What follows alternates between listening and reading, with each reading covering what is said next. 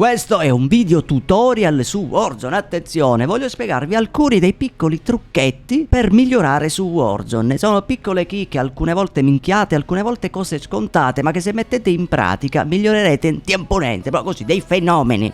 Questo perché molte volte diamo per scontato piccolezze che poi in partita sono proprio quelle piccolezze a farci morire. Vi spiegherò alcune cose partendo dalle impostazioni. Le impostazioni, per esempio, nel mio caso vi mostrerò quelle da pad, quelle più fondamentali sono poche. Togliete per esempio su avanzate la mira assistita, la migliore secondo me è Black Ops. Ovviamente è un parere personale, però Black Ops è quella secondo me migliore perché c'ha quel rallentamento maggiore rispetto a tutte le altre mire assistite, senza considerare che questa mira assistita Black Ops non c'era su Warzone 1, quindi per metterla su Warzone 2 un motivo c'è. Un'altra roba che vi consiglio di levare è tutte le robe in automatiche come lo scavalcamento delle cose. Dovete cercare di essere voi a fare un'azione, non permettere al gioco che le fa in automatico, perché scavalcamento e tutte queste cose con la velocità che abbiamo nel gioco significa morire. Già il personaggio pare ma un anno, 80 anni per scavalcare una roba ci mette 3 ore, poi lo siamo persi. Il dispiegamento del paracadute, ovviamente raga, mettete no sul dispiegamento del paracadute. Sapete bene che aprire il paracadute in automatico significa che quando vi lanciate dall'aereo il personaggio circa 10 metri da terra inizierà ad aprire il paracadute, ma se un nemico non ha questa impostazione lui scenderà un metro prima, lo apre, cioè come scendiamo tutti, praticamente lui si troverà con l'arma pronta e tu sei in volo lì col paracadute a controllare come stai per prendere il cazzo, no? E quindi non ne vale la pena. A livello di sensibilità, per esempio la sensibilità è una roba che mi chiedono su TikTok in 100.000 e 200 persone, sempre ma che sensibilità usi, qual è la sensibilità migliore? La sensibilità per esempio è una cosa molto soggettiva, ovvero dipende, ci sono persone che si trovano benissimo con sensibilità alte, per esempio io la uso a 17, ci sono persone invece con la sensibilità alta completamente negate, si trovano bene con una sensibilità più bassa, per esempio 9, di solito quella, la media di sensibilità usata è tra il 7 e il 9, però io uso 17 perché io sono Sly Capobrano. No vabbè, mi piace a me avere sensibilità alte così proprio in generale. Ovviamente in mira ho 0.80, significa che quando io entro in mira non sono veloce come quando sono senza mira. Parliamo di tecniche di gameplay. Farvi notare un po' di tecniche di gameplay, andremo su una partita privata sul multiplayer, giusto per darvi un po' l'idea. Arrivato nel gameplay ci sono determinate cose che possono, diciamo, fare la differenza. Per esempio un lato dove vi affacciate per sparare il nemico dipende. Questo lato per esempio non è uguale a quest'altro lato. Vi spiego perché. Ricordate che il personaggio tiene l'arma a destra, ok? Significa che se voi uscite da un angolo destro, come in questo caso, avrete lo svantaggio. In questo momento se un nemico è tipo qui su questo ping, come vedete io non vedo lui, non lo posso prendere, ma il nemico in questo momento vedrà metà del mio corpo, perché come vedete io sono per metà fuori. Questo per esempio è un piccolo svantaggio. Al contrario invece noi vediamo lui per intero e lui vede noi per metà. In questo caso abbiamo quel famoso vantaggio tattico sul nemico, ok? Poi un'altra tecnica da fare, che a volte molti di voi, io stesso a volte faccio, però in teoria è un errore, uscire dagli angoli così, oppure uscire dall'angolo in scivolata. Queste sono cazzate, per quanto ormai la scivolata sia migliorata, quindi bene o male possiamo subito entrare in mira. Però per esempio il tuffo in questo caso è molto più rischioso, perché vedete in tutto questo tempo che io mi tuffo io sono già un cadavere che vola, capisci? Se un nemico fosse qui. Quindi uscite sempre magari con convinzione, uscite già in mira, aspettatevi il nemico e soprattutto non uscite proprio attaccato all'angolo, perché così dovete sempre fare caso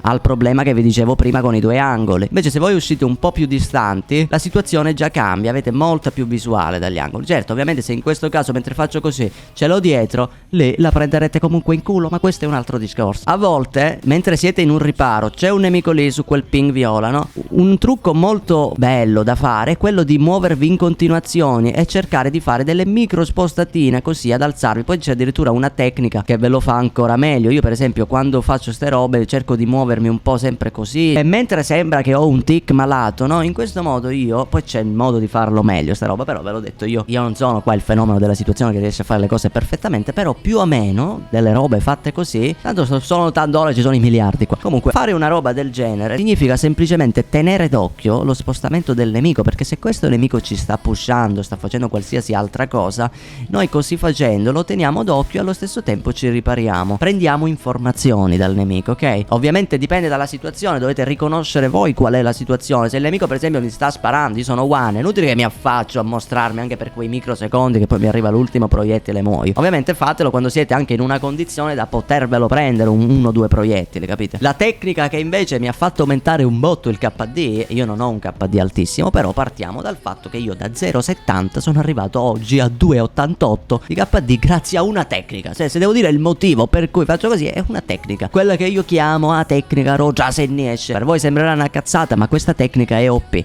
Adesso non abbiamo un nemico davanti, ma immaginate che questo ping sia un nemico, ok? Io quindi esco dall'angolo, vedo il nemico, quindi lì inizio a sparare. Sparo il nemico e lui mi spara. In questo modo, se vedo che il nemico è un pochino, magari lo manco, non lo sto freddando malissimo, oppure immaginate che sia addirittura lì questo nemico, io esco, sparo un po' di colpi così, vedo che la situazione è un po' a mio svantaggio ovviamente, mi riparo qua dietro e il 90% dei casi il nemico vi verrà incontro in questo momento, non aspettandosi mai che tu risbuca fuori dall'angolo, perché il primo pensiero che viene al nemico, ovviamente un nemico non professionista, perché io per esempio mi fa una roba del genere, ormai me lo aspetto e non sono un professionista, però un player che non ha tutta sta grande esperienza vi verrà contro, insomma, e voi in quel momento sbucate di nuovo dall'angolo sparandoli. Fare sta roba in una velocità normale significherebbe fare tipo così e poi riuscire fuori. Tu ti ripari, fai così, esci nell'angolo e riesci di prepotenza. Una roba più veloce sarebbe non entrare moltissimo per non perdere troppo tempo, quindi fare una roba così,